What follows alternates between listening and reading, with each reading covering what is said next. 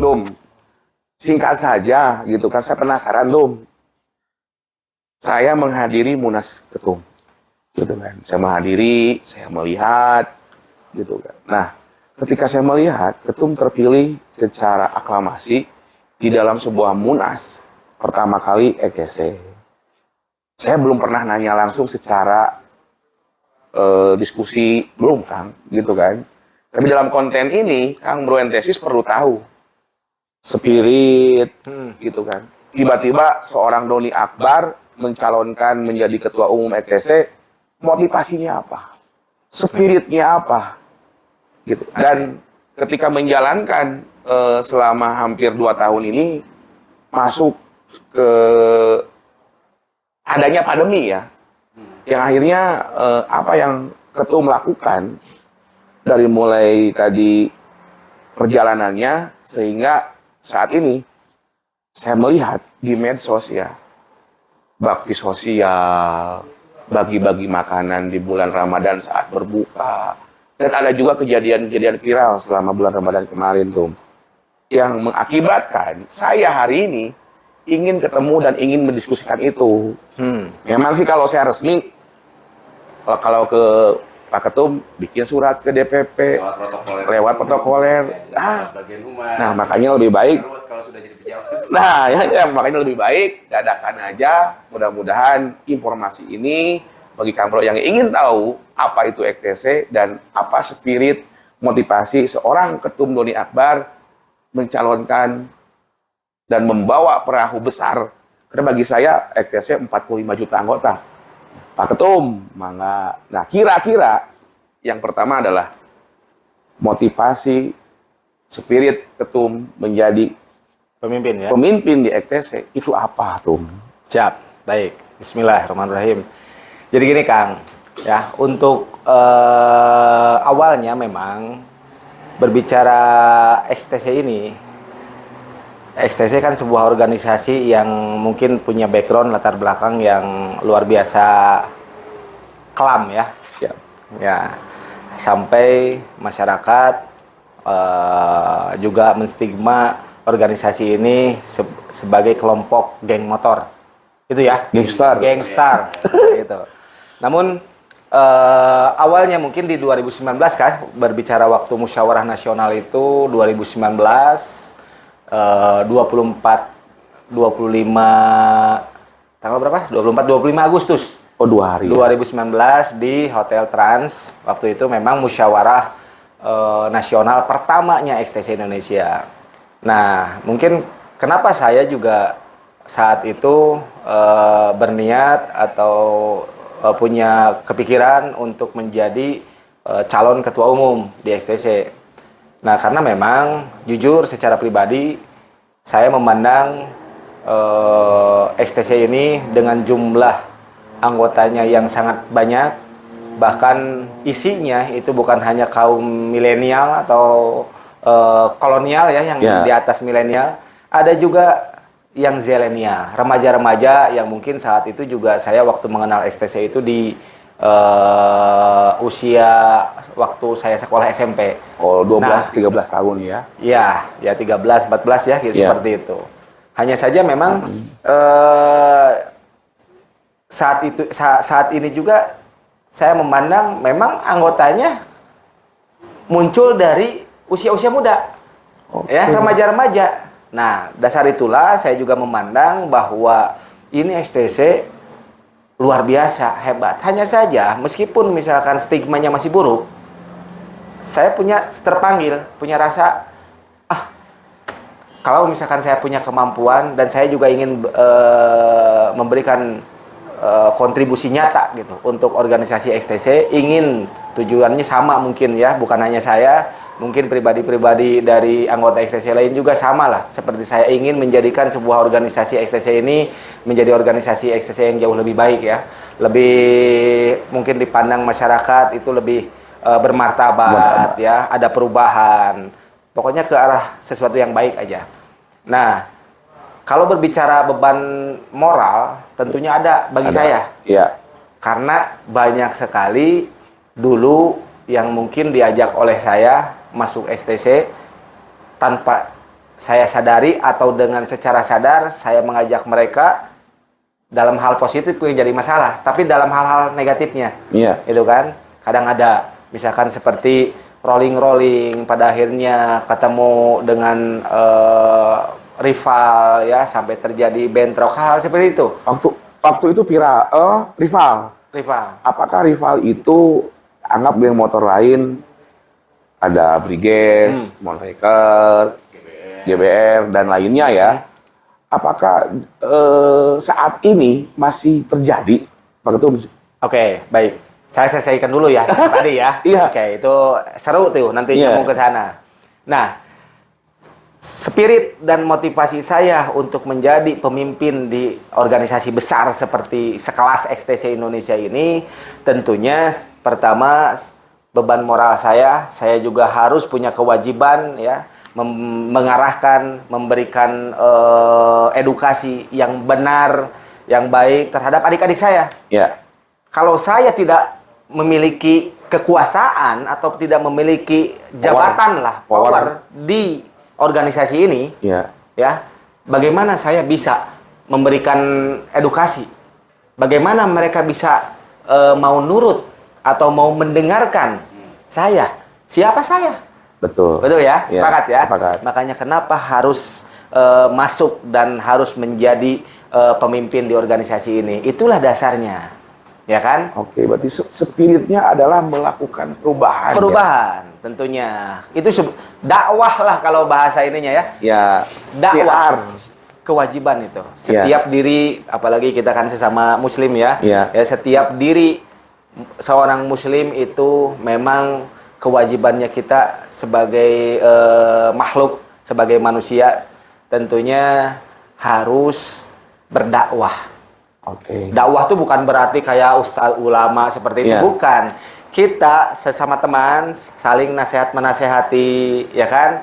Nah, dalam hal tolong menolong dalam hal kebenaran, kebaikan, itu kan dakwah juga. Betul. Gitu kan? Nah itu bukan berarti harus dakwah tuh seperti ya mohon maaf kalau misalkan di ulama-ulama ya, misalkan berbicara memberikan tausiah itu bukan seperti itu. Dakwah itu menyampaikan sesuatu yang baik lah ya, ilmu yang benar, yang baik, ya. Ilmu yang bermanfaat apalagi itu kan harus disampaikan gitu kan. Itu jadi spirit semangatnya seperti itu. Dan saya yakin karena dengan saat ini ya udah 2,5 tahun, ya kurang lebih dari masa saya dilantik setelah terpilih sampai tahun sekarang 2022 ya. Di bulan Mei ini tentunya hampir 2,5 tahun saya memimpin XTC. Memang banyak kendala karena semua tahu kan ketika dilantik itu kita Oktober tanggal 23 Oktober 2019. Nah, sementara pandemi bulan apa?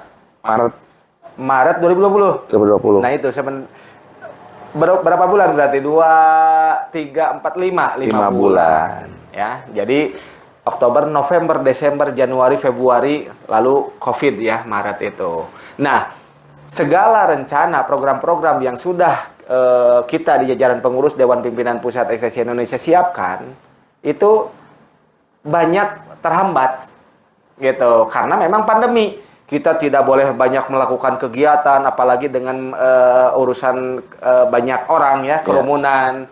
Itulah yang menjadi kendala program-program kita ini banyak yang belum tersampaikan gitu.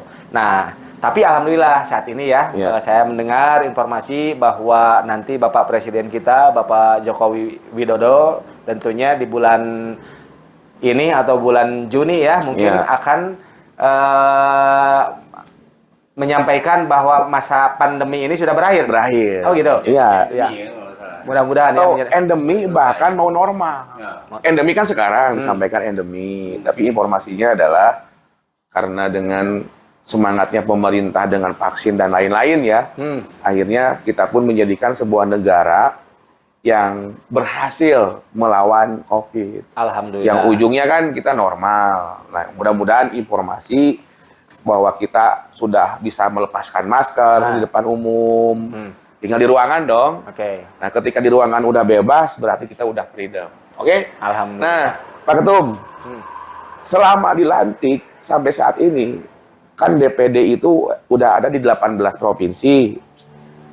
Yang terjauh, kemana aja Pak Ketum? Selama ini gitu kan, yang pernah Pak Ketum kunjungi. kunjungan. Kan? Kunjungan. Kalau kunjungan sih sebetulnya dari dilantiknya bulan Oktober 2019, alhamdulillah kita ya saya bersama Sekum saat itu bersama Wabendum ya, Wakil Bendara Umum ya, itu pernah safari ke melakukan kunjungan ke Sumatera ya. Kita keliling Sumatera ya, keliling Sumatera. Alhamdulillah kita berjumpa dengan pengurus-pengurus dan anggota di sana ya di Sumatera. Hanya mungkin saat itu hanya Aceh yang kita tidak kunjungi ya, kecuali Aceh di Sumatera itu. Kalau di luar selain Aceh itu kita alhamdulillah Semua ya. Sumatera sudah terkunjungi. Berapa total semua wilayah yang sudah bergabung dengan Total wilayah kan total kalau secara bicara provinsi itu kan sudah hampir 18 yang sudah kita bentuk. Kita berikan legalitas 18 ya. Sisanya juga nanti menyusul sesuai dengan kan ada kalau di organisasi kita itu samalah organisasi lain tentunya harus mengikuti aturan ya. Aturan yang sudah ditetapkan dalam kitab kita nih ya, pedoman organisasi, ada anggaran dasar, anggaran rumah tangga organisasi, ada juga peraturan organisasi. Di situ yang menyatakan tentang syarat ya untuk membentuk dewan pimpinan di STC Indonesia. Itu seperti apa. Nah, yang lebih bagusnya lagi ini Kang, STC kan sekarang bukan hanya di dalam negeri, di luar negeri juga sudah ada. Di mana aja? Di luar negeri aja udah ada STC. Betul. Jadi STC Indonesia kalau di luar negeri kita sebutannya pimpinan perwakilan luar negeri. Oke. Pimpinan perwakilan luar negeri STC Indonesia ada di negara Malaysia. Paling dekatnya ya tetangga kita Malaysia, Singapura. 2 Singapura. Taiwan. 3. Hong Kong. 4. Juga ada Jepang, 5. Korea Selatan, Saudi Arabia, 7. Ya, itu ya. Bahkan dengar ada saudara-saudara kita juga yang STC sampai ke Dubai, ya, ke Amerika, ke Belanda, itu ya. Ya memang masih bukan. Jadi memang saudara-saudara kita yang mungkin maksud dan tujuan ke sana itu, ke luar negeri itu, ada yang bekerja, ada yang pendidikan ya, sekolah itu. Jadi ke sana itu masih belum ada pribumi memang. Ya harapannya ya pastilah, saya paham pengurus-pengurus kita di luar negeri juga ingin melibatkan pribuminya di sana ya. Sebetulnya itu sebagai cintanya mereka, sebetulnya sebelum berangkat ke luar negeri mungkin mereka itu sudah tahu, sudah kenal dengan SCC. Betul. Dia pada saat di sana, dia mencoba mengembangkan. Nah, betul. Bentuknya cintanya mereka kepada SCC. Betul. Makanya saya juga izinkan kesempatan di hari ini, di konten ini, podcastnya Kang Wildan lah ya. Saya ingin menyampaikan rasa terima kasih banyak ya.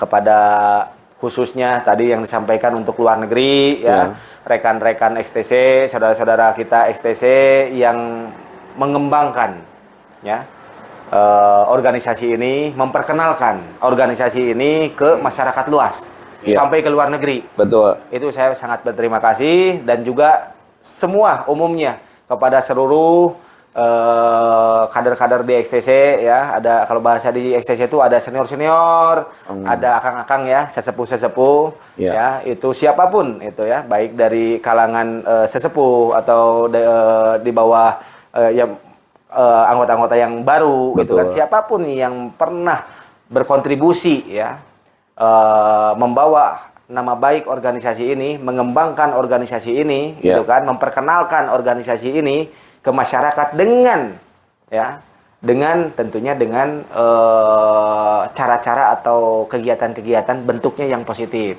Ya, jadi banyak pelaku sejarah. Di SCC itu banyak pelaku sejarah.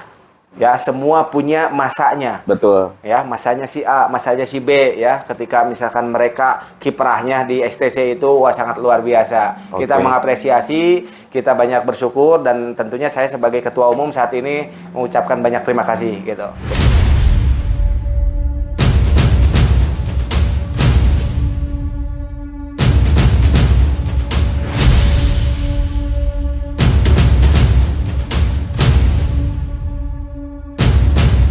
Puluh 9 tahun XTC hadir.